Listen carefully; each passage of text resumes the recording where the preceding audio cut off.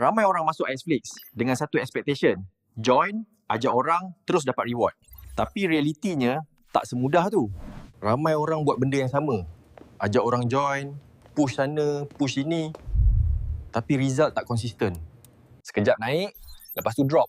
Kenapa jadi macam tu? Sebab dia faham reward system. Macam sistem biasa. Dalam Netflix, reward bukan datang dari recruit je. Reward datang dari value yang kita bina dalam ekosistem. Value dalam Netflix bukan satu benda. Dia ada layer. Layer pertama, orang guna platform, orang tengok konten. Layer kedua, kita bawa orang masuk tapi dia faham dan aktif. Layer ketiga, kita educate, kita develop leader, kita kuatkan sistem. Itu baru real contribution. Bayangkan Netflix macam satu engine. Bila platform grow, community pun grow, value dalam sistem makin naik. Bila value naik, reward akan flow dekat orang yang betul-betul contribute. Bukan yang paling bising, tapi yang paling build.